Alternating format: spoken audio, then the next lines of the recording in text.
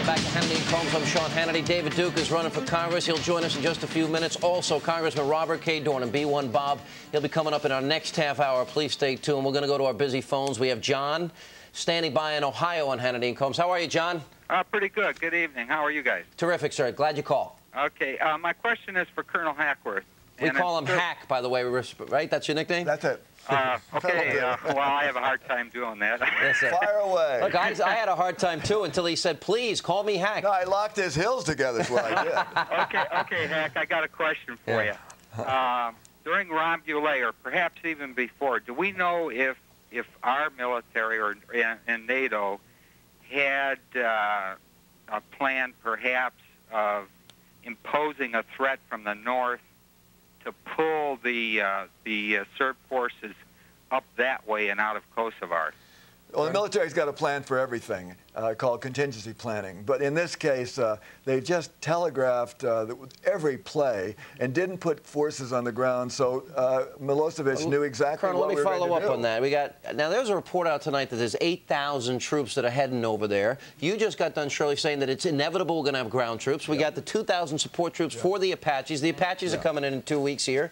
So what we're really saying here is, and you have other information, that we are going to deploy troops. We are deploying troops. Every base, and I talked to on email probably on average 500 a day. Now it's been 2,000 a day.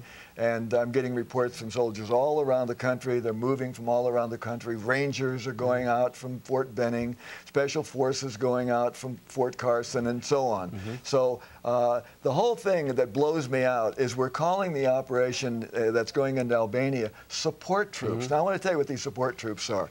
They're a mech infantry battalion with tanks and Bradleys. They're a missile battalion that can fire a missile 160K. We only have a second left. They're 4 Apache. Okay, we only have a second left. I want to ask Captain Henry, why are we saying Apache helicopters in 3 weeks? Aren't we once again telegraphing to everybody what we're planning to do? It doesn't take 3 weeks to get Apache helicopters there. That's right. Well, it takes 3 weeks to get them set up to be able to operate, but why are we telegraphing? You're correct that we're telegraphing it.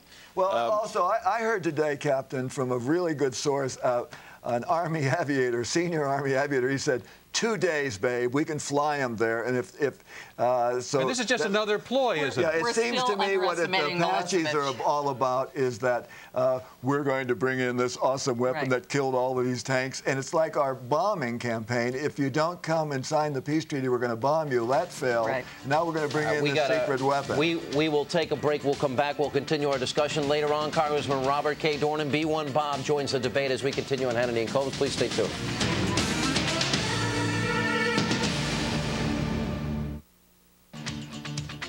Welcome back to Hannity and Colmes. I'm Alan Colmes. And Shirley Cloyes, I want to go right back to you and take up something you said earlier. And a lot of people keep comparing Milosevic to Hitler.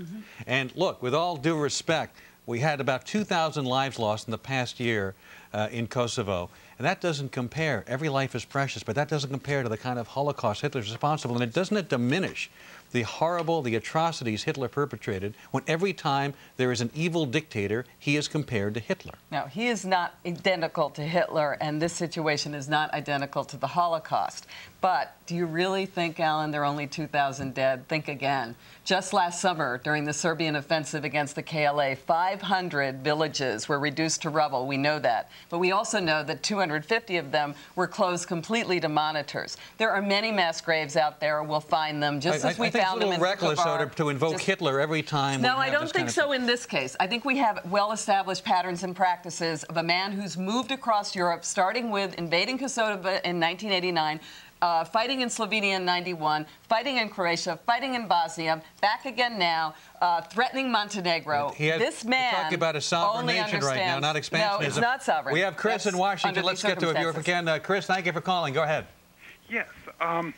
Assuming that the bombing campaign succeeds and we're able to get Milosevic to pull out and give the ethnic Albanians their homes, how are we going to, ease rebuilding efforts both in the Kosovo district and in Serbia proper? That's a great question. Colonel Hackworth, what do we do? How do we repatriate these people and get them back to where they once were? Well, we've spent $2 billion blowing down their homes and blowing down their buildings. And by the way, roughly 2,000 Serbs and Albanians were killed in the last year or so, but probably we're looking at 20, 30,000 dead now because of the bombing and the atrocities. Before the bombing. So once we've blown everything up, now we'll go in and build everything again, and it's going to be very, very good for those companies that have got their hands really deep into the military-industrial complex. Shirley, one thing both sides are applauding now, the missile makers and the Bexels who are waiting to go in to rebuild everything. Shirley, one thing we haven't talked about that the President said today, I think we can succeed if NATO sticks together. Now, we know the Chancellor of Germany is under tremendous fire. There's been some balking from Italy, from Greece, from Turkey. A lot of problems here. It seems there's a strong possibility, and the President was alluding to the possibility, that NATO and the coalition is cracking there. There's not, you know, go ahead. Sorry, there have always been pressures inside the alliance